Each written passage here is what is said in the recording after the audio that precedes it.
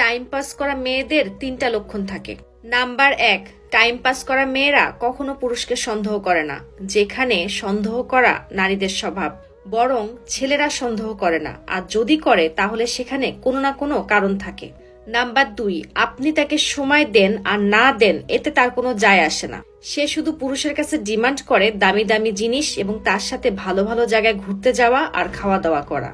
কিন্তু আপনি তাকে বেশি সময় দিলেন নাকি কম সময় দিলেন এগুলো তার কোনো যায় আসে না। নাম্বার 3, টাইম পাস করা মেয়েদের কোনো যায় আসে না আপনি কার সাথে কথা বললেন, কার কাছে গেলেন, কার সাথে ঘুমালেন।